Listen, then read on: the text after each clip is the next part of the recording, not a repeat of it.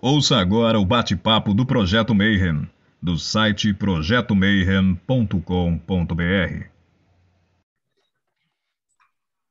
Bom dia para você que é de bom dia, boa noite para você que é da boa noite, boa tarde se você veio pelo chamado do YouTube para assistir mais um Bate-Papo Mayhem. E hoje vai ser muito massa por dois motivos. Primeiro que a gente vai dar uma olhada nos pensadores do Islã, que é muito legal e geralmente a galera não conhece, porque a gente tem um puta preconceito e a galera acha que, porra, árabe é os terroristas, é o Bin Laden, né? Mas os caras eram muito gênios.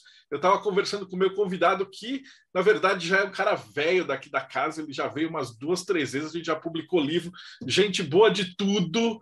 Meu irmãozão, Thiago Tamosauskas, como que você tá? E aí, pessoal, tudo bom? Um prazer estar aqui de volta no Projeto Mayhem. Vamos falar dessa vez dos pensadores muçulmanos e da história das reviravoltas que ocorreram, que acho que vai ser bastante interessante para abrir os horizontes da galera. É uma chamada linda, né, cara? Que você começou escrevendo os livros de alquimia, e aí como é que você chegou no Islã?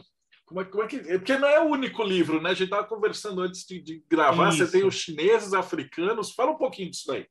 Na verdade, esse é o terceiro livro de uma coletânea que eu estou escrevendo ainda, que ainda faltam uns 3 livros para fazer, mas ela surgiu da ideia de, quando eu terminei a leitura de uma obra chamada O Choque das Civilizações, ou Civilizações em Choque, em português, não sei como é que fica. Mas é a ideia de um historiador que fala que do século XXI para frente vai ser cada vez menos importante os conflitos entre os países e cada vez mais importante os conflitos entre as civilizações. E aí ele descreve as principais civilizações que existem hoje em dia, quais são os seus pontos de contato, onde é que elas se bicam, onde é que elas se fazem alianças. E aí eu peguei cada uma dessas civilizações, que é a civilização ocidental, a civilização africana, a civilização islâmica, a chinesa, depois vai ter a indiana, a nipônica, mais algumas.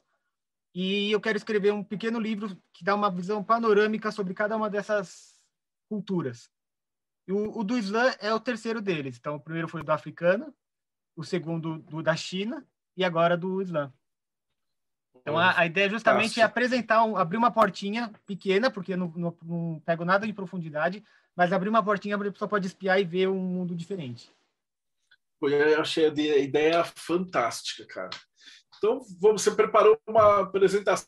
Como você já é da casa, e eu ia perguntar como é que você começou e toda essa parada, mas a gente já falou isso na outra entrevista, né? Então, como é que você veio parar, assim, de livros de fora? Porque a galera de fora que te conhece e tal, sabe do site mais famoso que você tem, o né? Morte Súbita. Do Morte Súbita, de todas essas paradas, né?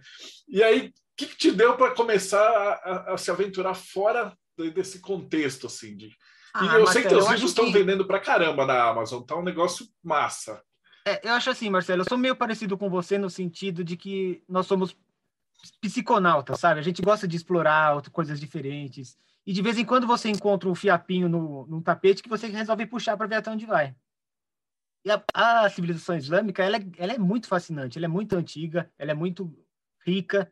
E depois que você começa a explorar um pouquinho, você precisa primeiro você ter um autocontrole para não mergulhar demais, né? Porque acho que o psiconauta sempre tem um pouco disso, né? E depois você tem que trazer alguma coisa de volta. Então, esse livro foi um trabalho de exploração cultural que eu teve uma bem grande e agora eu trouxe de volta isso para as pessoas. Então, ele tem uma visão, assim, digamos assim, um guia turístico para quem quiser conhecer, não o islamismo, mas a cultura islâmica. Eu vou explicar a diferença na apresentação. Pô, fantástico. Então, fica à vontade. Bom, compartilhar aqui minha tela. Vamos lá, os pensadores muçulmanos. Thiago Tamosauskas. Esse aqui é o meu Linktree. Se vocês quiserem acessar, depois vai ter no final da apresentação ele novamente. Tem acesso para todos os meus livros, para sites, para textos, etc. Vamos lá. Aqui passa para o próximo. Ok, vamos lá. Essa aqui é a capinha do livro, né? Como eu falei, ele é parte de uma coletânea maior da Filosofia de Todas as Cores, que é o nome que eu resolvi dar. Eu não me decidi ainda se eu vou falar da civilização ocidental, porque a meio estamos tão imerso nela que não sei se faz sentido ela estar na coleção. Por outro lado, se não tiver, fica faltando, né? Então, essa é uma decisão que eu vou deixar para frente. O livro da editora... eu queria, Marcelo, vou tirar aqui o meu share. Eu quero mostrar o primeiro livro que a editora Devani já publicou da filosofia africana. Ele é um livro fininho, o do Islã também tem mais ou menos o mesmo tamanho. E assim como aqui a gente fala do pessoal lá do Egito, da escola anglófona, da civilização iorubá, enfim, de Santo Agostinho, né, que o pessoal não lembra que ele é africano, mas aqui fala da filosofia africana. Agora, nesse aqui, mais ou menos do mesmo estilo, é o da filosofia islâmica e vai ter também produção impressa. O Rodrigo já está falando aqui que você tem que vir de novo para fazer outra apresentação. Dá mais umas duas ainda. Deixa eu voltar para lá. Será que eu volto? Aqui, tá. Então, a editora Devani, né, ela publicou já o africano e vai publicar também a filosofia islâmica, provavelmente ano que vem. Uma coisa importante de eu explicar é que esse não é um livro religioso, tá? Ele não vai te falar sobre o islamismo, vai tentar converter ninguém, nada disso. Ele é uma visão, ele foi escrito para o pessoal que está fora da cultura islâmica conhecer ela melhorzinho. E o principal objetivo, né, eu sempre coloco uma meta para cada livro que eu escrevo. Nesse caso, o objetivo é deixar claro que o Islã não é uma coisa só, ele não é uma coisa monolítica. Porque para a gente aqui do Ocidente, da América Latina, falou muçulmano, a gente acha que tudo é igual. E não é. Assim como o cristão não é tudo igual, assim como o ateu não é tudo igual, o Islã também tem muitas vertentes diferentes, uma história aqui de reviravoltas. Então, entender que o islamismo pode ter uma conotação religiosa, mas quando você fala do Islã, ele é maior, sabe? Ele tem muito mais variedade, digamos assim. E aí cai na questão, né? O que é ser islâmico? Como é que você define que uma pessoa é muçulmana ou não? Aí, entender um pouquinho da palavra, né? Islã significa paz e muçulmano é aquele que se submete a essa paz, se submete a Deus. Então, fica uma coisa assim, na ponta do lápis só vai definir quem é muçulmano no dia do juízo final. É Allah que decide no último dia. Porque só ele vai saber quem realmente se submeteu ou não. Certo? Agora, se você for pensar de um ponto de vista mais humano, cultural, de antropologia e tal, existe um consenso de que o muçulmano é aquele que faz a declaração da Shahad, que é assim, a pessoa ela aceita e declara publicamente uma coisa que talvez muitos de quem estiver assistindo o vídeo até concorde, que é o seguinte, Ashhadu la ilaha illallah, Ashhadu anna Muhammad Rasulullah, que quer dizer o seguinte, eu testemunho que só existe um Deus, então essa é uma base, e eu testemunho que Maomé é o mensageiro de Deus. Se você acredita nessas duas coisas, você se encaixa como muçulmano. Agora, se você é um bom muçulmano ou não, aí é uma outra questão, que depende do julgamento de outras pessoas e tal. Esse livro, então, nesse sentido, né, de que acreditar que existe um Deus e acreditar que Mohammed é o mensageiro de Deus, até eu me encaixo como muçulmano. Agora, de seguir todos os rituais, de seguir direitinho o islamismo, eu já não posso dizer que participo dessa seara. Isso traz algumas vantagens e algumas desvantagens para o livro, né? A vantagem é que você vê a floresta e a desvantagem é que você não vê a árvore, né? Você não está lá pertinho. Então, talvez seja uma boa chamada de ação para quem quiser conhecer melhor, pegar algum desses nomes que eu vou citar aqui e ir mais a fundo. Se estiver falando muito rápido, muito devagar, dá um toquinho aí para mim. Vamos lá. Agora aqui é uma explicação do porquê é importante conhecer os pensadores muçulmanos. Esse mapa ele foi tirado do livro O Choque de Civilizações e ele mapeia as principais civilizações que existem hoje. Faz uma separação aqui entre a civilização latino-americana e ocidental. Em uma certa altura do livro ele fala que é uma coisa só. Essa verde aqui é a islâmica. Aqui embaixo é o que ele chama de civilização africana. Então, você vê que o Islã já está na metade da África. Aqui a Europa como parte da civilização ocidental. A civilização ortodoxa em azul claro. A chinesa, a hindu, a nipônica, olha só, ela é bem pequenininha, praticamente só lá no Japão mesmo. E se você for perceber nesse mapa, ele mostra que a civilização islâmica ela é grande, certo? Ela é a segunda ou terceira maior. Ela tem um contato até geográfico com praticamente todas as outras. E, além disso, ela tem um viés de expansão que nem todas as civilizações têm. Então, é muito importante você conhecer ela. O Ocidente também tem esse viés de expansão. Então, só nisso já dá, para quem quiser estar vivo daqui a uns 50, 100 anos, vai ver muitas transformações no mundo e com certeza isso vai impactar na história. O historiador Michael Hart, ele escreveu um livro sobre as 100 personalidades mais importantes de toda a história. E o profeta Mohammed foi eleito como a primeira. Ele é considerado por esse autor, ele não é muçulmano, tá, esse historiador. Ele fala que em termos de a pessoa que mais mudou o mundo, para o melhor ou para o pior, mas que mais influenciou a história, é o profeta Mohammed. Além disso, o Islã é a religião que mais cresce no mundo. Provavelmente, até 2070, vai ser a maior religião do mundo. Hoje já é um quarto da população mundial é muçulmana. Isso não é pouco. E, além disso, é a bússola moral de 2 milhões de pessoas espalhadas pelo mundo. Então, se você quer ser um cidadão do mundo, você precisa conhecer o Islã. Essa é a motivação do livro. Eu ia falar que a bússola moral de 2 bilhões com B de bola. Bilhões. Está escrito milhões? Tá errado. É bilhões mesmo. Tem razão. Então, a primeira coisa é conhecer... É muita gente, cara. É importante politicamente, culturalmente, historicamente, filosoficamente, como a gente vai ver, culturalmente, artisticamente. Não tem como ignorar o que aconteceu lá na Arábia, no século VI. E começou com o profeta Muhammad, né? Tradicionalmente, sempre que fala Muhammad, você fala que a paz esteja com ele. Vou falar só uma vez. Não representei ele aqui numa imagem em respeito aos muçulmanos. E também não vou contar muito da história pessoal do profeta Muhammad. Vou só dar uma pinceladinha.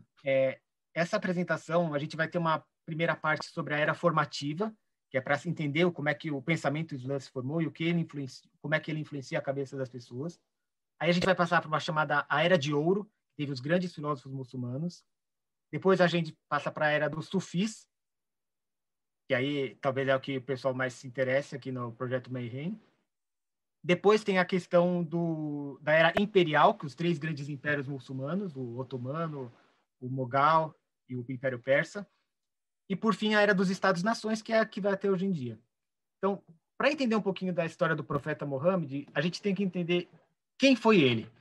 Ele foi um árabe, um comerciante, que nasceu lá na Pérsia, no ano 1571. Ele era da tribo dos Coraixitas. Isso significa que ele era da tribo bastante influente, bastante rica. Então, ele era uma pessoa da elite.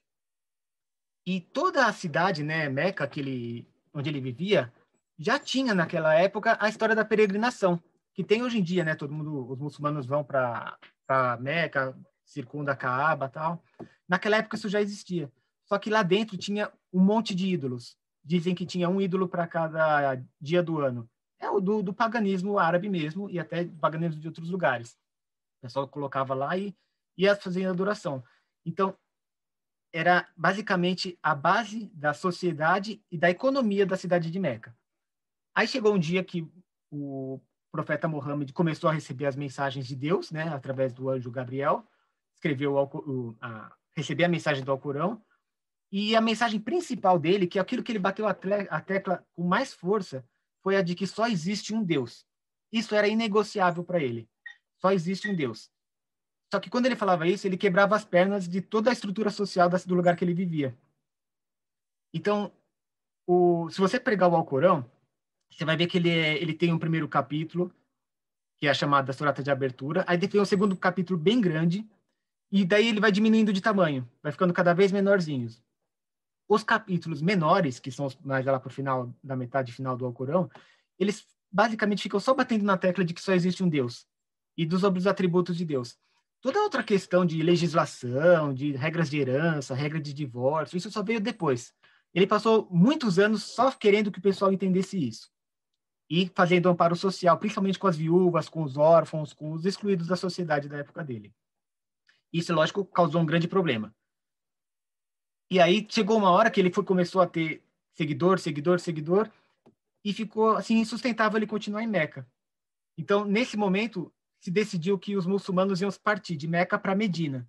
Esse é um acontecimento muito importante e ele marca a data de nascimento do Islã. Até, Marcelo, se você quiser fazer o mapa astral do Islã, você pega essa data, 22 de setembro de 622. Você vai ver que tem umas coisas muito interessantes nessa data que explica assim, algumas coisinhas do Islã. Por exemplo, tem uma conjunção de Urano e Netuno, que são planetas mais lentos, né? Então, demonstra que o que começou lá vai ter efeitos de longo prazo na humanidade. Vai demorar muito e vai ter efeitos muitos anos depois. E vai ser uma coisa devagar e sempre. E tem também um aí, para sua interpretação, tem Lua em Aquário. Aí você interpreta para a gente depois. Quem quiser saber mais sobre Mohammed, eu vou dar duas referências legais, tá? Uma é um filme de 1979 chamado O Mensageiro. É um filme bacana que conta a história do Mohammed mesmo e muito interessante. O filme não mostra Mohammed, eles respeitam essa tradição, então eles fazem jogos de câmera, mostram do ponto de vista de Mohammed, mas não mostra ele de verdade, mas conta a história do começo da revelação. E para quem quiser ir mais profundamente, e aí é bem profundamente mesmo, tem um livro muito bom, bem grossão, acho que passa das 1000 páginas, fácil, chama O Néctar Selado. É um livro que ganhou um concurso lá do Egito de melhor biografia do Mohammed já feita até hoje, e graças a Deus tem em português. É um pouquinho difícil de achar, mas vale muito a pena quem quiser. Depois eu passo as referências.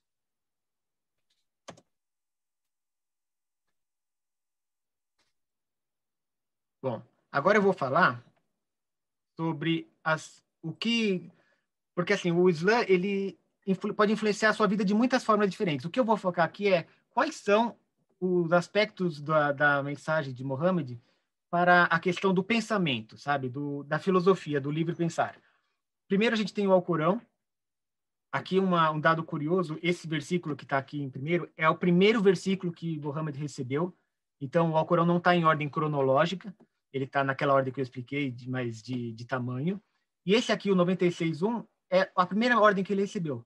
Lê em nome do teu Senhor que criou o mundo de um coágulo. Lê que o teu Senhor é o mais generoso, que ensinou através da pena. E ensinou ao homem o que ele não sabia. O detalhe é, o Mohammed não sabia ler. Então, a primeira ordem do Islã é que um analfabeto lesse. Então, aí já começa a importância. E lesse o quê? Aquilo que ele não sabia. Quer dizer, algumas coisas que estão no Alcorão, o homem não tem como saber, ele vai ter que aprender pela revelação. Isso a gente vê depois. Outro ponto importante é essa exortação que o Alcorão faz a todo momento, e tem vários outros versículos que eu não coloquei aqui, desses aqui só dois, que ele nunca fala assim, vocês não acreditam? Vocês não têm fé? Que seria de se esperar, né, da nossa visão. Não, sempre que ele vai falar algo assim, ele fala, vocês não raciocinam? Vocês não estão pensando? Essa exortação acontece muitas vezes. Aqui eu coloquei 2 versículos. Em verdade, não é dado a ninguém crer sem na anuência de Deus. Ele destina a abominação àqueles que não raciocinam. E outro. E na alteração do dia e da noite, no sustento que Deus envia aos céus, mediante que vivifica a terra, depois de haver sido árida, e na variação dos ventos, há sinais para os que raciocinam. Então, ele sempre pergunta, falando, vocês não estão raciocinando? E alguns versículos ele até fala literalmente isso. Vocês não pensam? E outro foco importante aqui no Alcorão é a questão do livro lúcido. O Alcorão, ele se refere pouco como livro de fé, mas ele chama a si mesmo do livro da lucidez, o livro da luz, o livro lúcido. Então, esses 3 pontinhos assim eu queria destacar no Alcorão em si.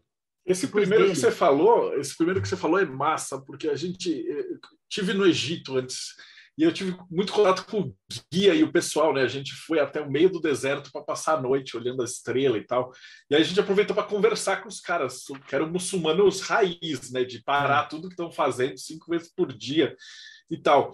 E lá no Egito, a parada para você ser considerado alfabetizado é você poder, tipo o teste, né? Para você ser considerado alfabetizado, é eles te darem o Alcorão, você tem que abrir aleatoriamente, ler uma passagem inteira e depois escrever uma passagem inteira ditada ou de cabeça. Então, pô, você pega que o critério de alfabetizado é bem melhor que o nosso. Sim, né? Escreveu o nome. Você rabiscou, desenhou seu nome e você é alfabetizado. Lá não. No mínimo, você vai ter que saber ler aleatoriamente, né? Em qualquer um que abrir. Então, pelo menos você vai ter que conseguir ler o Alcorão inteiro.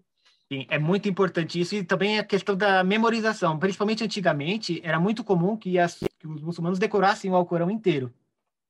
Então, isso para a gente assim é irreal, né? Mas foi verdade isso daí, e ainda é realidade para muita gente. Era uma coisa doida, cara. E no avião, você podia escolher. Então, você tinha lá os filmes de bordo, e você tinha que ficar escutando o Alcorão. E aí você escolhia o seu imã de sua preferência, e aí você tem os caras famosinhos lá e tal, Sim, e aí você sim. escolhia o cara que ia recitar para você. Eles levam muito a sério essa parte de leitura, né? Sim, é importante mesmo.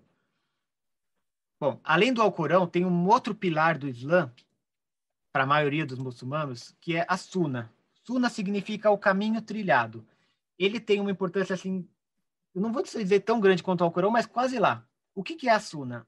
Ele é, basicamente, todos os exemplos, todas as dicas, todas as demonstrações que o profeta Muhammad fez. Ele provavelmente foi a pessoa mais biografada do mundo, porque tudo que ele fazia, os muçulmanos anotavam. Tipo, se ele acordava com o pé direito ou com o pé esquerdo, eles falavam, Muhammad acorda e põe primeiro o pé esquerdo e veste primeiro a mão esquerda. Tudo eles anotavam. Eu vou dar aqui um exemplo para vocês de como que é a suna de você beber água. Você não pode beber água de qualquer jeito. Se você quiser seguir a suna, é lógico, não é que isso é obrigatório, mas é recomendado. Por exemplo, se você quiser beber água, primeiro, você não pode, você tem que olhar a água antes de beber. Você não pode pegar e já ir bebendo. Segundo, você tem que não pode respirar dentro do recipiente, porque o profeta Muhammad não fazia isso. Terceiro, faça isso sentado, não beba água de pé. Quarto, antes de beber você fala Bismillah, em nome de Deus. E depois de beber você fala Alhamdulillah, graças a Deus. Então, tudo na vida do que o profeta Muhammad fazia, ele tinha alguma descrição. E além disso, tinha as coisas que ele falava. E algumas dessas coisas aqui que ele falava são, digamos assim, estímulos, né, pro pensamento. Vou ler algumas delas aqui, que é a tinta do sábio vale mais do que o sangue do mártir. Essa eu acho muito forte. Aqui, a busca do conhecimento é um dever para todo muçulmano e muçulmana. Ou seja, não é uma opção você estudar, é uma obrigação religiosa. O excesso de conhecimento é melhor do que o excesso de adoração. E essa última aqui também, que eu gosto muito. 1 hora de estudo é, às vezes, melhor do que 1 ano de adoração. Todos esses exemplos, eles são bastante antigos, e quem quiser conhecer melhor a Sunna... gente, deixa eu dar uma dica aqui do Alcorão. Em português, a melhor tradução do significado do Alcorão é a do professor Samir El-Hayek. Ela não é cara, porque aparentemente não tem nenhum interesse comercial, mas ela é muito bem feita, tá cheia de notinha de rodapé com contexto histórico, ela é bem bacana mesmo. Deixa eu ver se tem a editora aqui. A Marsan Editora Jornalística. Essa eu recomendo demais. Porque tem outras versões em português do professor Chalita, que é mais poética, assim, não tem muito rigor de acadêmico, e tem uma tradução que foi patrocinada pela Arábia Saudita, mas aparentemente o cara sabia muito de Islã e pouco de português. Então tem uns defeitozinhos aí. A do professor Samir Hayek é maravilhosa. E ele também produziu um livrão tão grande quanto o Alcorão, chamado, traduziu, né? O Jardim dos Virtuosos, que é a maior coleção da Sunna, dos hadiths. Hadiths é ditos ou feitos do profeta. Que é a maior tradução da Sunna que você vai encontrar em português também. Esses dois, assim, são os livros básicos, assim, para quem quiser conhecer. Talvez o jeito mais fácil de explicar para quem conhece mais a cultura judaica cristã é que o Alcorão, ele seria como o Torá e a Sunna seria como o Talmud. Com a diferença de que, no caso da Sunna, ele é o comentário de uma pessoa só, que é o profeta Muhammad. Embora tenha algumas coisas dos companheiros, mas é mais sobre o que o Muhammad fazia. E o terceiro impacto, assim, da cultura do Islã no pensamento é a questão da shura. Shura quer dizer a consulta. Isso é uma coisa muito interessante, porque quem não conhece acredita que o profeta Muhammad falava que sabia de tudo. E não é verdade. Ele tinha a humildade de, quando não sabia, consultar as pessoas. E aqui no Alcorão, ó, na passagem 3, 159, 42, 38, tem passagens, tem ordens de Alá falando que é correto você se consultar quando você não sabe. Se você não tem um conhecimento, procure um especialista. E o Muhammad, ele não sabia tudo. Então, ele consultava os seus companheiros, consultava a sua esposa, consultava seus amigos, e fazendo uma consulta, e depois tem toda uma metodologia para você fazer a consulta, ele chegava num consenso. Tem o caso famoso do persa que sugeriu fazer uma trincheira para proteger Medina, que não é uma prática comum na Arábia. Eles toparam, fizeram e deu certo. Teve outra questão lá que estavam os velhos querendo se proteger dentro de Medina, e os jovens falaram, não, a gente tem que se proteger lá fora. E aí eles fizeram uma consulta e chegaram num consenso. e até no dia a dia ele gostava de consultar, de conversar.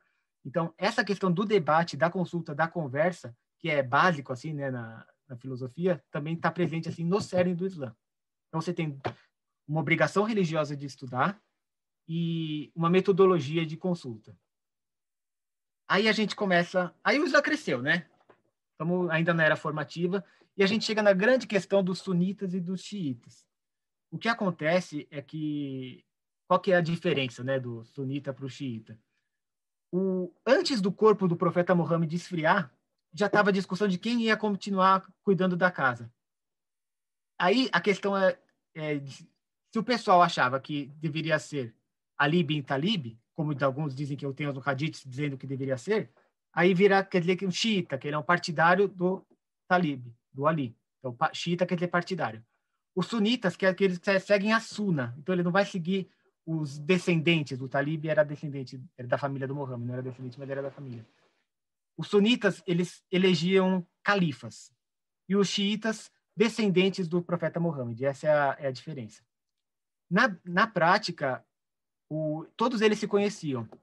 E quem saiu vencendo, assim, numa votação que aconteceu, o Ali, ele perdeu tempo lá cuidando da parte do funeral e tal, e o Abu Bakr fez uma votação e acabou sendo eleito o primeiro profeta, o primeiro califa dos muçulmanos.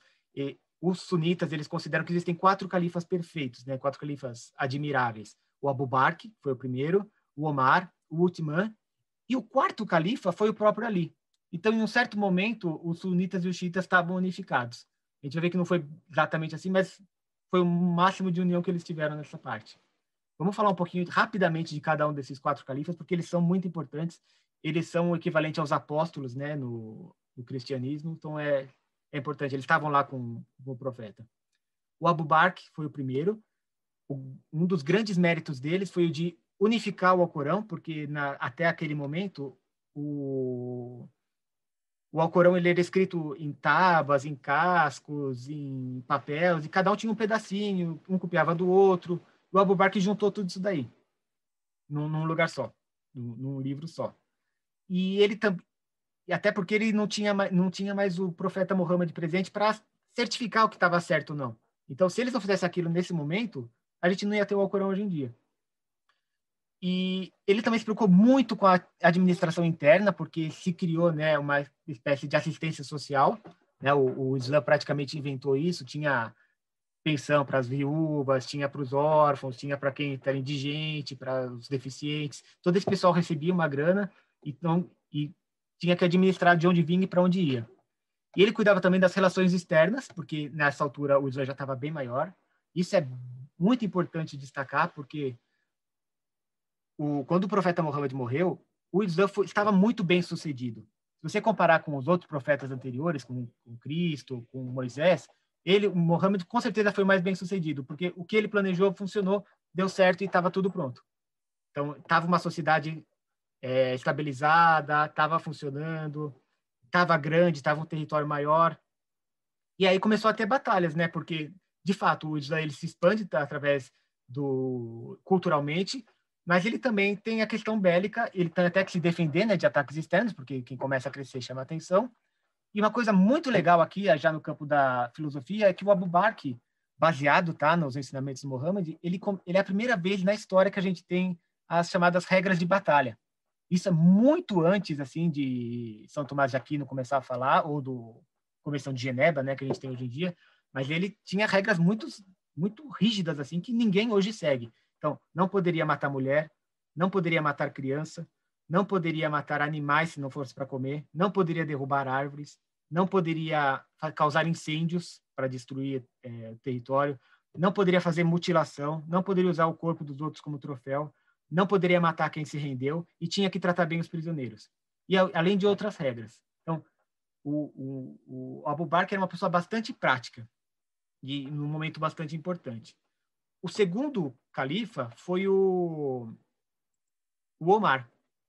O Omar ele já estava bem maior o território da UMA, né, que é a comunidade islâmica, e ele fundou o Bayut al-Amal, que é a Casa do Dinheiro, que é uma instituição que aí sim ficou uma coisa mais prática. O pessoal começou a receber salário de serviço público, ou uma coisa mais mais organizada. Já o Uthman tem fama de ter sido muito mal organizado e ele morreu justamente com um monte de credor em volta, tentando invadir a casa dele. Mas tem o seu mérito também. Quando ele morreu, já estava na vez do Ali, que era aquele xiita que queria ser o califa desde o começo. Só que o que acontece? Por causa dos problemas financeiros que o Uthman passou, o califado perdeu um pouco de força. E os omíadas, o chamado califado omíada, se instituiu. Os omíadas eles já eram um califado já hereditário, que não era de nenhum, não era votado e não era nem descendente de Mohammed. Era uma força política separada. Então, o Ali, ele tinha assim a majestade, mas não tinha coroa. Todo mundo concordava que ele era o califa, que ele devia ser ouvido, mas ele não apitava nada. Por um lado, isso foi bom para os xiitas, porque enquanto Abu Bakr, Omar e Uthman estavam ocupados com a administração, com batalha, com esse tipo de coisa, o Ali foi um grande escritor. Aliás, esse é outra pérola que a gente tem em português também, Inshallah, Método da Eloquência, o Najnu Balagh, que é uma coletânea dos sermões que o Ali escreveu. E lá ele fala de tudo, fala de ética, fala de a diferença, como é que você concilia destino e livre-arbítrio, razão e observação, então trata de epistemologia, fala de arte, fala o começo da teologia islâmica, fala de política, de organização, fala da importância do imanato, né, que é essa corrente dos descendentes do profeta. E então esse livro ele antecipa 1000 anos antes de Descartes do racionalismo, que é a razão a partir de ali como um ingrediente indispensável para você ser um bom muçulmano. Na verdade, ele é um reforço daquilo que a gente viu antes, mas ele colocou no papel e desenvolveu bastante. Aí a gente chega na era de ouro. Não, ainda não. Vamos falar um pouquinho da jurisprudência, que também é legal. Aqui é legal para quebrar essa noção do Islã monolítico, né? Quando a gente fala de Sharia, né? Sharia, o pessoal até tem medo dessa palavra, como se fosse a lei do muçulmano, que é rígida e tal. Mas, na verdade, existem várias Sharias diferentes, né? Tem várias jurisprudências diferentes. As primeiras que surgiram foi a Hanafi e a Jafari, que respectivamente, a sunita e a xiita. O Jafar era xiita, o Hanafi era sunita.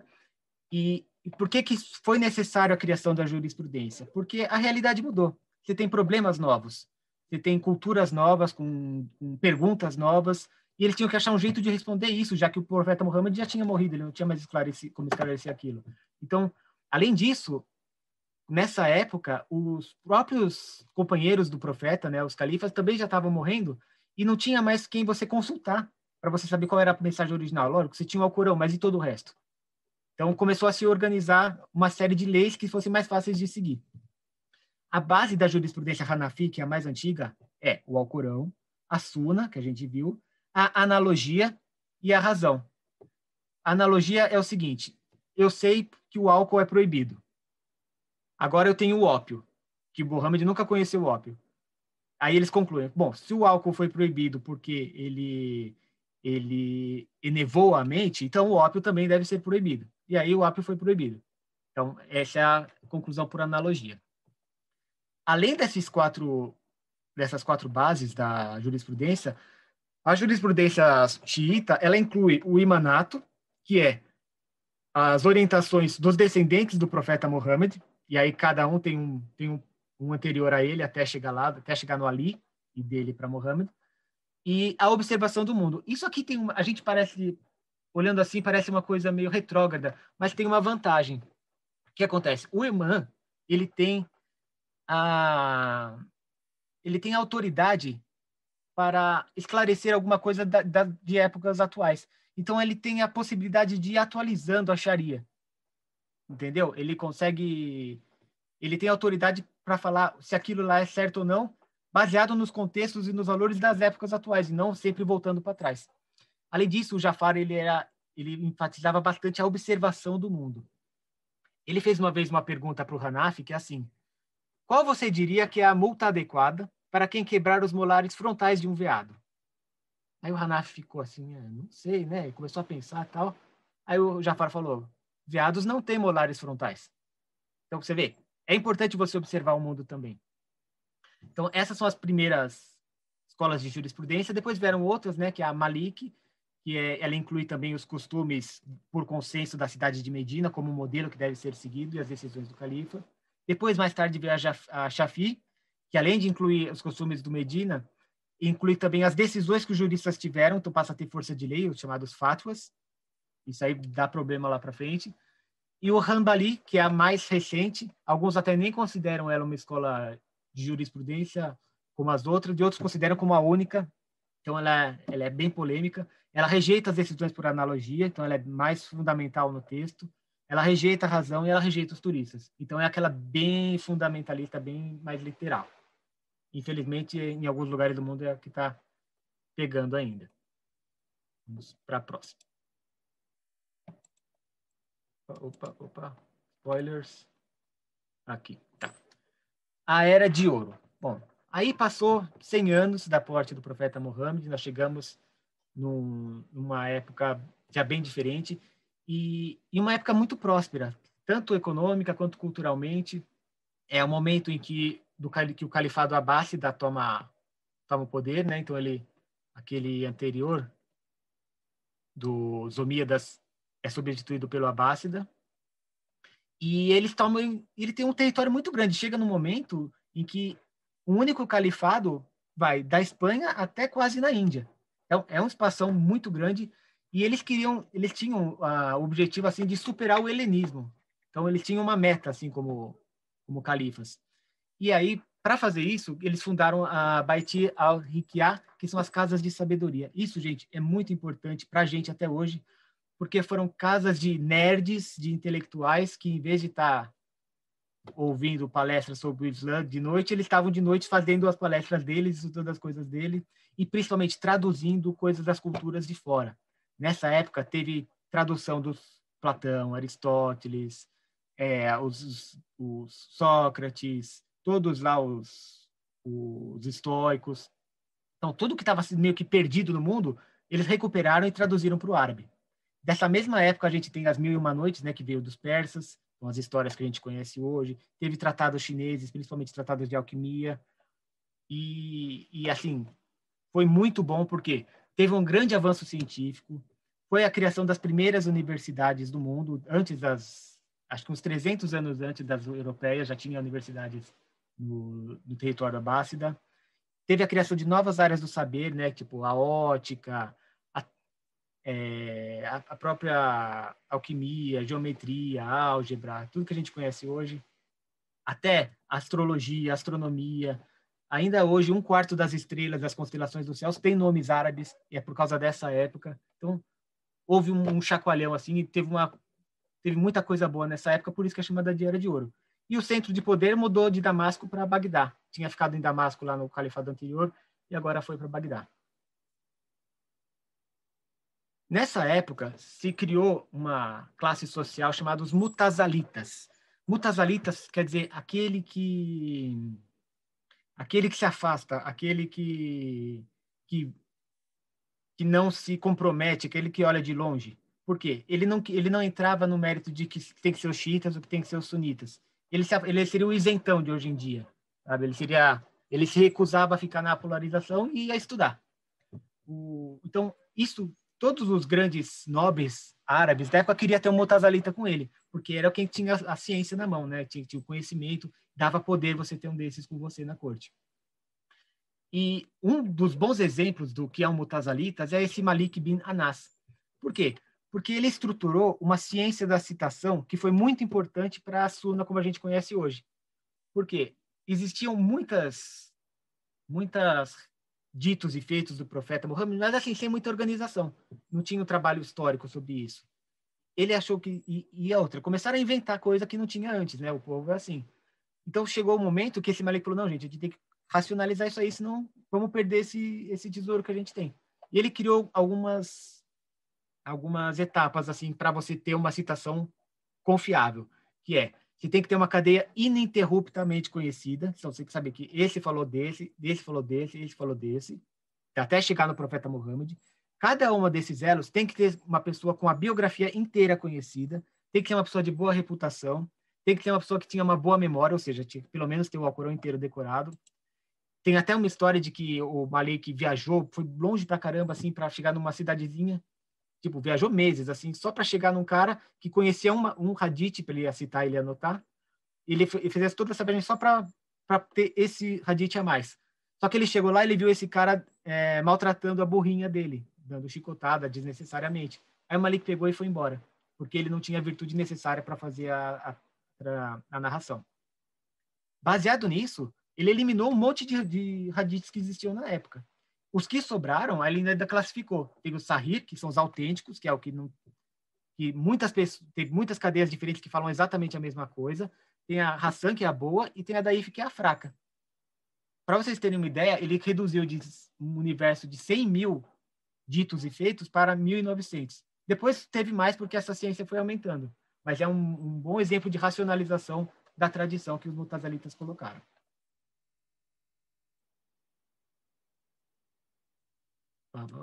Eu sempre me confundo aqui. Aqui. Tá, o Mutazalita já foi. Agora, o Avicena foi provavelmente o Mutazalita mais famoso no Ocidente.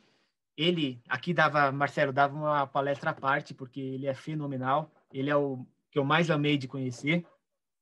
Ele, além de ser um grande conhecedor de Aristóteles, de Platão, ele também era inovador. E não tem como falar dele aqui sem ficar superficial. Então, eu vou falar alguma das coisas que eu achei interessantes dele. Um conceito muito importante do Avicena é a questão do ser necessário e do ser possível. Porque com isso ele cria uma espécie de explicação de Deus e do universo inteiro. Basicamente assim, tudo que existe ou é um ser necessário ou é um ser possível. Um ser possível é aquele que pode ou não existir. Um ser necessário é aquele que necessariamente existe. É uma definição simples.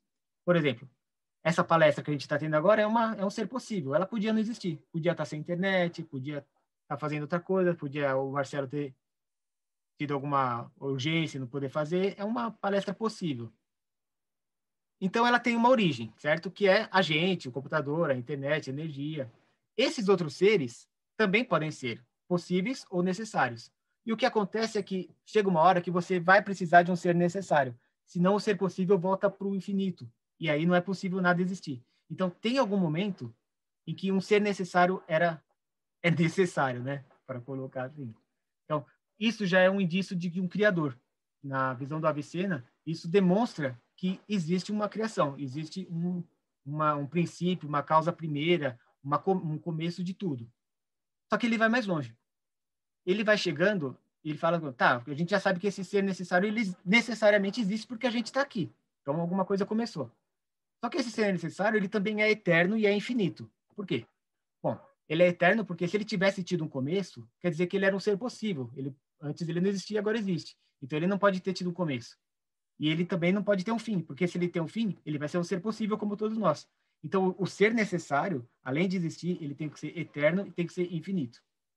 Além disso, ele tem que ser um ser imutável, porque se ele tem alguma coisa nele que fica diferente, quer dizer que aquela coisa era um ser possível. Então, ele não é um ser necessário. Então, o ser necessário tem que ser criado, criador, eterno, infinito, imutável. Esse raciocínio eu acho bem legal, porque é muito importante para o Islã. O ser necessário, ele é único. Por quê? Porque é a questão do politeísmo e do monoteísmo. Todos os outros deuses, se existissem outros deuses ou não, eles seriam seres possíveis. Por que ele garante que o ser necessário tem que ser único? Porque digamos que existam dois seres necessários, em termos de hipótese. O ser necessário A e o ser necessário B. Se existem dois, ou existe alguma coisa que os diferencia, ou não. Se tem alguma coisa que os diferencia, quer dizer que aquela coisa pode ou não existir. Portanto, aquela coisa é um ser possível, não é parte do ser necessário. E se os dois não tem nada que os diferencie, então eles são o mesmo. Porque ou você diferencia que seja no espaço, que seja no tempo.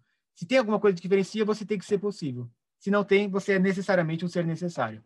E vai mais longe.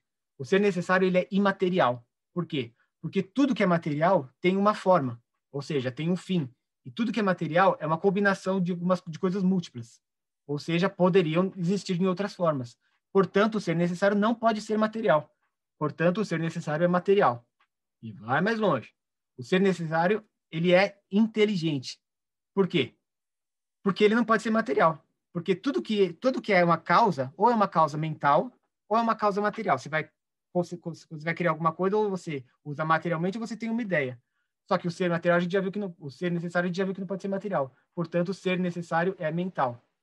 E aí vai. E o Avicena, ele faz isso, lógico, gente, com muito mais profundidade do que eu fiz aqui. E ele faz isso para os 99 nomes de Deus que se encontram no Alcorão. Então, é uma obra, assim, fenomenal. Assim, dava até um artigo bem legal para a revista do Hermetismo. Eu vou fazer isso daí porque é uma coisa fascinante. Além do Avicena, a gente tem outro que é também bem famosão. Averroes, é isso aí. Averroes, ele é conhecido como o comentador, porque ele devorava Aristóteles e os comentários dele ficaram até mais famosos do que a obra de Aristóteles. Muita gente na Europa conheceu Aristóteles por Averroes, então ele tem essa relevância. E ele era bastante polêmico, tá? Ele foi um dos responsáveis pelo o final trágico que a gente vai ver que os mutazalitas tiveram. O Averroes, ele falava o seguinte: existem muitos caminhos para a verdade, tá? Você pode chegar na verdade pelo meio da razão, você pode chegar por meio do Alcorão, você pode chegar por acaso, mas existem vários caminhos para a verdade. O problema é que quando você vai pela revelação, pelo Alcorão, essa leitura que você está fazendo, ela pode ser falha. Por isso que ele falava uma coisa muito polêmica, que a razão é mais importante do que a revelação. Ele chegava a dizer que os pensadores gregos foram um presente de Alá para o mundo. E se alguma coisa que a pessoa está lendo no Alcorão vai contra a razão, é porque ela não entendeu. Então, para você ver como que é importante o racionalismo nessa época. A outra coisa importante que o Averroes falava é a diferença entre o intelecto potencial e o intelecto ativo. Tem um pouquinho a ver com isso que a gente viu do ser necessário e do ser possível. O intelecto potencial é a nossa inteligência humana, é as suas memórias, é a sua experiência, as suas opiniões. O intelecto ativo é uma razão que a gente compartilha, que todo mundo tem em comum. E ele fala que ele consegue provar que isso existe porque a gente, se raciocinar direitinho, chega na mesma conclusão. E, portanto, a gente tem acesso a essa inteligência. Ele fala que se todos os matemáticos morressem, a matemática continuaria funcionando. Alguém iria nascer e poderia continuar ela. E aí ele chega numa conclusão que foi muito polêmica, que ele fala, bom, se isso é verdade, então o intelecto potencial ele tem um começo e tu provavelmente tem um fim.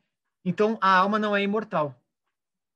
Essa raciocínio eu sei que foi bem superficial, mas a conclusão que ele chega é que a alma que a alma não é imortal, apenas o intelecto ativo. A alma imortal seria essa alma coletiva que a gente tem. Isso é lógico, caiu como uma bomba na ortodoxia. Aí a gente vai falar agora do Al-Mirna, que é como... Tá, vocês viram, tanta coisa legal aconteceu, por que não aconteceu a Revolução Industrial, então, na Arábia, né? O que aconteceu que deu errado lá? E deu realmente, dependendo do ponto de vista, deu alguma coisa errada. E é muito fascinante porque é praticamente o negativo da história da Inquisição que a gente tem no Ocidente. Lá a Inquisição foi feita pelos racionalistas. Os mutazalitas, eles começaram a ganhar tanto poder que eles começaram a perseguir quem não queria ser racionalista. Então, eles faziam perguntas, por exemplo, o Alcorão é eterno ou não é eterno? E pelas conclusões dele, o Alcorão não é eterno, mas a ortodoxia dizia que era. E quem negava, sofria perseguição, perdia emprego, iria preso, talvez morresse. Só que aí deu um tiro que saiu pela culatra. A ortodoxia se uniu, reagiu e convenceu o povo e a elite que os mutazalitas eram um problema.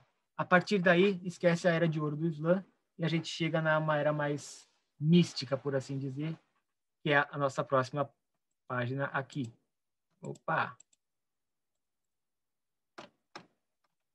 E aí, então a gente acabou a era de ouro do Islã, né, o racionalista, e foi agora para a era dos grandes sufis. Bom, foi uma era problemática porque, além dos mutazalitas perderem o poder, de um lado eles tinham os mongóis chegando e do outro tinham os cruzados. Então, os muçulmanos estavam com bastante problemas nessa época. E o pensamento que surgiu nesse momento foi um pensamento mais místico. Tem suas vantagens e tem suas desvantagens. Eles não estavam muito preocupados em fazer postulados, em raciocínios, mas eram muito mais emocional, muito mais metafórico, poético. Por um lado é bom, porque era menos teórico, né? Então eles tinham mais prática, mas era uma coisa mais de vivência. Aqui tem alguns nomes importantes, com certeza vocês conhecem alguns deles, principalmente esse Rumi é muito famoso aqui no Ocidente. E um detalhe que eu coloquei aqui é que nesse mesmo momento, lá vai para 1000, de 1100 para 1300, 1400, é onde surge também o que a gente conhece hoje como cabala judaica. Então, é muito fácil você pensar que o judaísmo influenciou o Islã, certo? Porque veio antes e tal. Mas a verdade é que o Islã influenciou o judaísmo também.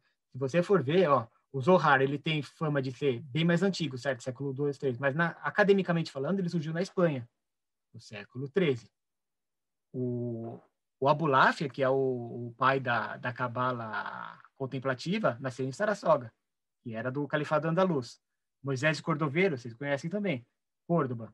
Isaac Luria nasceu no Egito. Grandes nomes da cabala judaica fizeram suas obras e suas carreiras em territórios islâmicos, com certeza influenciados pelos pensadores islâmicos e vice-versa. Então, é uma coisa bastante interessante que eu descobri nessa pesquisa, que eu achava que que a cabala judaica era muito mais antiga que o sufismo. Não é, são praticamente irmãos. O primeiro, vamos falar de alguns deles, tá? O primeiro foi o Al-Ghazali, vocês conhecem ele pelo Alquimia da Felicidade, mas ele escreveu também um chamado A Incoerência dos Filósofos. O Al-Ghazali pode-se dizer que ele foi um grande vira-casaca, porque ele era um mutazalita e ele mudou na hora certa. Então ele escreveu essa obra justamente para se posicionar, falando que a razão tem alguns problemas, que não é bem assim, que a gente tem que pensar mais no lado espiritual, nas emoções e tal. E aí ele chegou a algumas conclusões que são muito parecidas, por exemplo, com David Hume, que ele falava assim, o que garante a causalidade? O que garante que se você vai pôr uma no fogo, vai se queimar toda vez? O que garante que tudo vai acontecer sempre igual? O que garante que o sol vai nascer amanhã? E ele falava que, na verdade, a garantia é lá. A causa e efeito, na verdade, é um padrão de repetição que a gente se acostumou. Então, a gente aprendeu que, dando tapa, a gente sente dor. Mas só é sempre assim porque o Allah quer. Além disso, além de questionar a casualidade, que já é assim uma explosão na cabeça, a Europa só foi fazer isso muito depois, ele fala assim, tá, e o que garante que a razão tá certa? E aí ele faz uma pergunta bem interessante. Quem nunca teve um sonho em que você sonhou com alguma coisa engraçada e quando acordou não tinha graça nenhuma? Ou você sonhou com uma puta ideia, nossa, isso aqui faz todo sentido. E quando você acorda, nossa, isso é idiota. Então, será que a nossa razão também não pode, assim como o sentido, ser fruto de ilusão? Esses questionamentos Al-Ghazali fazia em prol de um misticismo e falava que a humanidade foi presenteada com qualidades espirituais justamente para poder conhecer Allah, porque todo o resto é misericórdia. A casualidade é misericórdia, a razão é misericórdia, é tudo uma questão, no fundo, tudo depende de Allah. O próximo, Al-Arabi, também é um grande nome, ele influenciou vários outros mestres sufis também depois dele, e ele dizia que Deus é o todo, Deus é uno, Deus é a realidade última, mas isso não quer dizer que todas as outras coisas sejam ilusão. Então, porque ele dizia que Allah se revela para nós na sua multiplicidade. Um exemplo que ele usa, por exemplo, ele diz assim, a Lua reflete a luz do Sol e a gente só vê ela por causa do Sol. Isso quer dizer que a Lua não existe?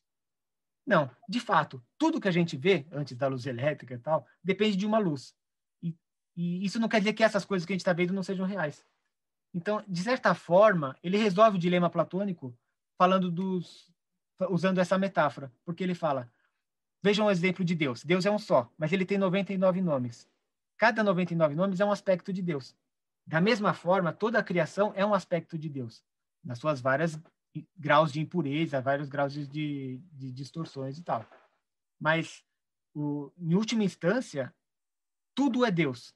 E nós nos separamos de Deus através das nossas imperfeições. E para fazer esse caminho de volta, aí é o caminho do sufismo, que é o caminho da autoobservação, da autorrealização, do amor ao próximo, de seguir a suna. E uma coisa que é interessante é que ele faz um pacto assim com a ortodoxia, porque ele fala, de toda a criação, o ser humano é o que mais reflete Deus. E de todos os humanos, Mohammed é o que mais reflete Deus. Então, Mohammed é o exemplo perfeito. Quanto mais a gente imitar Mohammed, na sua essência, mais próximo de Allah a gente vai ser. Então, isso foi muito bem visto na época. E o terceiro que eu selecionei aqui, que é o Rumi, ele é o queridinho, né, do pessoal hoje em dia. Ele é, talvez porque ele seja muito parecido com São Francisco, ele tem uma ideia assim de contato com a natureza, de dança, de poesia, principalmente. Ele se expressava muito em termos de poesia. E se você for ver na história, quando o discurso, né, o silogismo começou a ser visto com desconfiança, a poesia começou a florescer, falando as mesmas verdades de outra forma. Então, a básica dele assim, é que Allah está dentro de cada um de nós, que a gente não é só intelecto, né, também tem sentimentos, e que o que nos separa é justamente o nosso ego. Mas, em última instância, Allah está presente em tudo, até no cachorro, até no apóstata, até no infiel. Então, o Rumi fazia que, para você ver Deus em tudo, você precisa amar todos, fazer o seu serviço amoroso, ter um carinho por todos, e principalmente por Deus. Aí, quem estudar um pouquinho vai ver que ele é muito parecido com o Bhakti Yoga, só que focado em um Deus único. Então, o Rumi foi bastante importante também e deixou uma poesia muito rica. Ok, e aí chegou o final da era dos Tufis. O que aconteceu? Bom, o que aconteceu é que Gengis Khan morreu e os mongóis tiveram que voltar para o Oriente para ver quem seria o próximo Khan, e o Kublai Khan decidiu ficar lá na China. E os cruzados estavam cansados também. E aí os muçulmanos se organizaram em basicamente 3 impérios. O Império Otomano, o Salafi, que é o Império Persa, né? O Safavid, desculpa, e o Império Mughal, que é o Império dos muçulmanos lá na Índia. Só depois que foi separar aqui Paquistão e Índia, mas nessa época era tudo muçulmano, mas a gente vai ver que é um muçulmano com um tempero de curry maravilhoso, bem diferente. Bom, eu separei alguns agora aqui. Cadê? Eu separei um pensador de cada um desses impérios, tá? Para a gente conhecer a dele. Do Império Safavita, eu selecionei o Mullah Sadra. Ele, assim, na academia, ele é muito querido. Ele é considerado o filósofo mais importante dos últimos 400 anos. É verdadeiramente uma tragédia que não tem nada dele em português. E ele fala sobre a doutrina da luz, que talvez o mais próximo que a gente vai chegar do que ele pregava é o gnosticismo, no sentido de que ele tenta achar uma solução entre a essência e a existência. Então, de certa forma, ele até pode se dizer que ele é uma solução aos existencialistas. E é bem, bem abstrato, mas para deixar uma figura que ele usa que é bem que vai cair no gosto do ocidental, que é a resolução da caverna de Platão. Ele fala assim, tá, a gente realmente está no mundo das formas, existe realmente um mundo real lá fora, só que o que acontece? A gente é parte dessa caverna. A gente é como se fosse uma estalactite de gelo dentro da caverna de Platão. Se a gente sair, a gente vai derreter. Então, não é que não existe uma existência fora daqui. A questão é que a gente é como se fosse um vácuo que Deus criou, e daí a gente cria o nosso próprio vácuo também, mas Deus continua sempre inacessível. É um filósofo bastante abstrato, mas ele é fascinante. Do Império Mughal, que é do pessoal da Índia, tem esse cara aqui que é o Dara Shikoh, e ele foi assim um grande precursor da teosofia. Quem conhece a teosofia sabe, né, da integração das religiões e tal. E ele fez um trabalho maravilhoso assim, bem na cara dos indianos mesmo, que ele criou uma coexistência pacífica que dá o tom do Islã na Ásia até hoje. Ele traduziu o Upanishad do persa para o persa, né, que é a linguagem dele, e ele colocou os hindus e os budistas como povo do livro, que é o povo do livro, que é? É um cidadão mais respeitável, assim, tem os muçulmanos que não gostavam de quem? Dos pagãos, dos idólatras, mas eles respeitavam os cristãos e os judeus, porque receberam mensagem também de profetas. O Dakajiku, ele argumenta que Buda também é um profeta, que Krishna também é um profeta e alguns outros. Isso elevou a categoria dele e criou uma certa tranquilidade de convivência e de expansão também na Índia.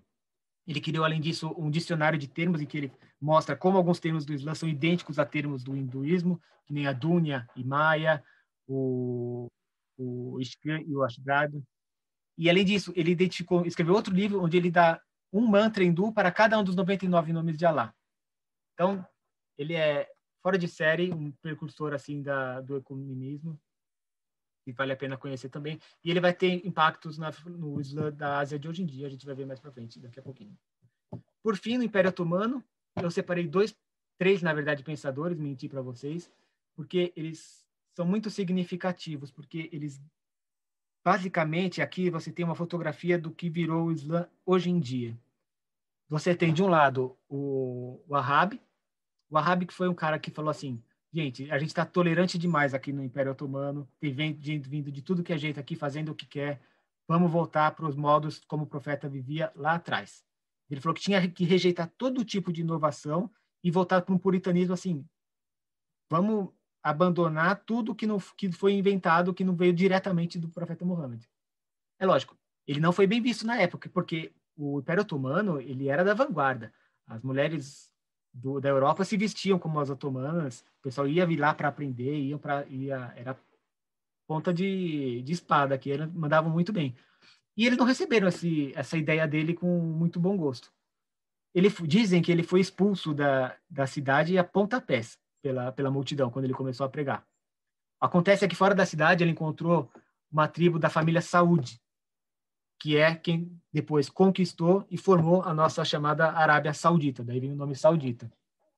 E além disso, depois que estava instituído, eles criaram os Mutawin, que são a polícia religiosa, que é quem sai para as ruas para ver quem está seguindo ou não aquela jurisprudência mais radical que a gente viu lá em cima. Só que o que acontece? Na mesma época, você tem duas pessoas, que é Babi e Bahá'u'lláh, que tem uma mensagem completamente diferente. Essas duas figuras, elas surgem do seio do Islã xiita otomano, então eles seguem toda aquela tradição do sufismo que a gente viu, eram pessoas muito cultas, e mais tarde eles se revelaram como mensageiros de uma nova fé, que é a fé Bahá'í, que é uma religião hoje em dia à parte, mas que nasceu no Islã. E falava o quê? Verdades religiosas são relativas. A ideia do Bahá'u'lláh é o seguinte: existem verdades universais e mandamentos universais, digamos assim. Você tem que ser honesto, você tem que não pode matar à toa, sabe? Coisa básica, assim, que não vai mudar nunca. Mas existem leis também contextuais. Você não pode comer porco, você tem que se vestir assim, você tem que lavar a mão desse jeito. Essas leis contextuais mudam com o tempo, por isso que surgem novos mensageiros. E as leis universais são perenes, por isso que os mensageiros sempre repetem. Então, é uma versão bem mais progressista. Tem essa frase famosa dele, que o planeta Terra é um só país e todos os humanos são cidadãos. Ele já defendia, naquela época, a igualdade de homens e mulheres. Tem uma das seguidoras dele, que é a Tahirih, que ela se recusava a usar véu. Não que todas não usassem, mas tinha essa liberdade. Falava de igualdade de raça, falava que a ciência e a religião são como duas asas de um pássaro. Se uma tiver ruim, o pássaro não vai voar, e assim por diante. Eles tiveram um fim trágico, tá? Eles têm biografias muito lindas, os dois. Vale a pena conhecer, quem quiser se aprofundar. Ensinamentos maravilhosos também, mas teve um final trágico. Mas hoje, a Arábia Saudita é dominada pela família Saúde até hoje, e a fé Bahá'í, ela está espalhada pelo mundo. Acho que praticamente todos os países do mundo têm um pouquinho de Bahá'í hoje em dia, embora o seio dele seja lá no Irã e depois no Império Otomano. Bom, aí teve a Guerra Mundial, né? E aí tudo mudou. A gente fala de Império Otomano e não lembra que o Império Otomano participou da Primeira Guerra Mundial. E participou inteiro, entrou e saiu. Só que a partir daí, e até lá para 1929, com o movimento dos jovens turcos, começou uma febre nacionalista, sabe? Separar o território dos impérios em vários países diferentes. E aí começou a surgir um monte de países, Líbano, Síria, Iraque, Irã, enfim, vocês dão o nome. E aqui é o mapa que a gente tem de hoje em dia, como é que está o Islã espalhado pelo mundo. Essa parte escura aqui, ela coincide com a civilização islâmica que a gente viu. As mais escurinhas são onde tem mais muçulmanos, mas não tanto, né? Albânia, aqui, ó, Paquistão. Aqui é onde está menos, onde tem os muçulmanos do Ocidente. Argentina, Austrália, Estados Unidos, e onde quase não tem. No Brasil ainda é muito inexpressível, mas é inevitável que isso aconteça uma hora. Bom, aí eu separei 3 pensadores contemporâneos, ou mais ou menos contemporâneos, para explicar a realidade do Islã de hoje em dia. Bom, o primeiro dele é o Khomeini. Ele é do Irã, portanto, ele é do herdeiro do Império Safavita, lá do Mullah Sadra. Ele criticava fortemente o capitalismo e o socialismo. Na época dele, quem mandava no Irã era o Shah, e ele falava que era um fantoche, que nem os governos da América Latina também eram fantoches para ele. E ele falava, não, o capitalismo e o socialismo estão errados, porque o ser humano... Porque isso, na verdade, é tudo uma questão de como você vai distribuir os recursos. Isso não é o mais importante. O mais importante é a mensagem de Deus. Tá, mas como é que a gente vai voltar a fazer que nem o saúde e voltar como era antigamente? Ele falou, não, temos que adaptar, mas sem trair a essência. E aí ele fundou a República Islâmica, da República Islâmica do Irã, que é uma eleição geral, todo mundo vota, pode ser de qualquer religião, raça, etnia, homem, mulher, todo mundo vota, é opcional, tá? A eleição lá, voto secreto. Esse povo vai votar no poder executivo, legislativo e também uma assembleia de peritos. Então, é como se eles elegessem os acadêmicos islâmicos. E esses caras, os eruditos, por sua vez, vão votar num chefe supremo, que é quem vai liderar a nação inteira. E funciona na prática como uma espécie de poder moderador.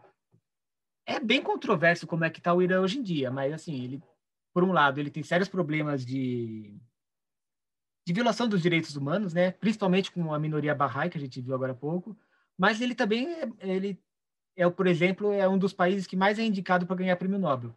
Não é um dos países que mais ganha, mas é um dos que mais é indicados, estatisticamente. É um país de contrastes, o futuro dirá se eles acertaram ou não.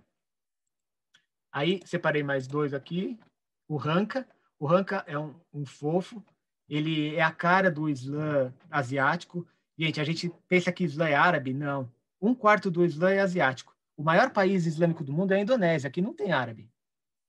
E esse Islã deles, ele é herdeiro daquele Islã da Índia que a gente viu um tempo atrás, Dunga. Ele considera que a liberdade é uma pré-condição necessária para o Islã. Se o Islã for imposto, ele não é o Islã verdadeiro. Não há imposição na religião. Ele cita o Alcorão várias vezes com questão disso. E, na prática, ele cria um Islã cosmopolita, que é o que a gente tem hoje em países na Indonésia, Malásia, Singapura, Brunei. Praticamente o oposto por exemplo, da nação islâmica, da Al-Qaeda. São bem integrados assim, internacionalmente. E ele questiona a falsa dicotomia entre identidade cultural e aceitação de outras culturas. É interessante você ver que lá na Indonésia, por exemplo, o véu é popular, mas não é obrigatório. E por quê? Porque é uma questão cultural. Ele passa a visão de profissionalismo, de forma que até as mulheres que não são muçulmanas usam o véu para parecer mais profissionais. Então, ele tem essa abordagem bem diferente de outros lugares do mundo. E, por fim, tem um doidinho aqui, que é o Edip Yüksel, que é um professor turco. Acho que hoje ele está no Canadá, se eu não me engano, e ele é adepto do coranismo, que é como se fosse uma reforma que nem Lutero fez com a Igreja Católica. Ele faz uma espécie assim, ele diz que a única base para o Islã tem que ser o Alcorão. Ele questiona muito os hadiths, ele fala que os hadiths, assim, joga fora, se quiser estudar para ter uma curiosidade, mas eles não têm autoridade nenhuma como palavra de Deus.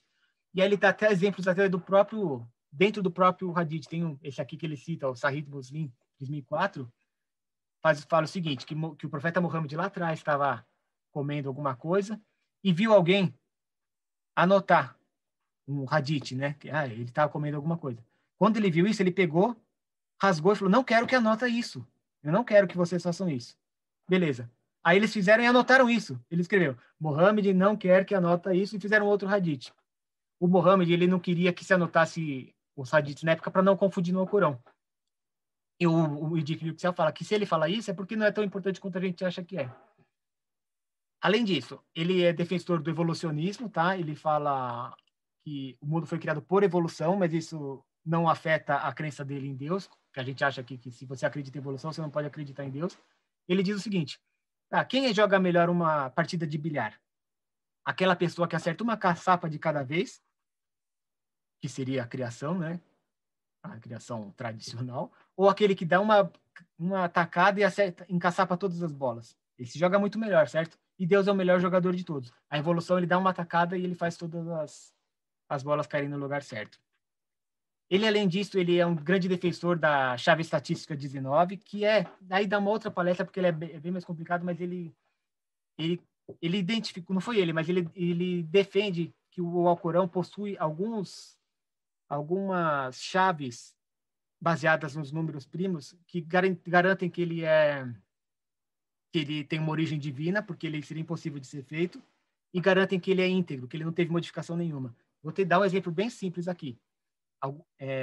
Alguns capítulos do Alcorão começam com letras assim sem sentido, tipo M, X, L, ou A, B, C, A, B, D, qualquer coisa. E aí vinha o texto. E ninguém nunca entendeu direito por que essas letras estavam lá, mas também não podiam tirar, porque o profeta Muhammad que falava elas. Aí teve um cara lá no Egito, não lembro o nome dele agora, mas que ele identificou que essas letras sempre aparecem em múltiplos de 19 no capítulo em que ele está. Então você vai fazer um teste depois, quando você quiser. Escolhe 3 letras quaisquer, qualquer uma letra, e escreve um poema em que essas letras aparecem múltiplos de 19 durante todo o poema.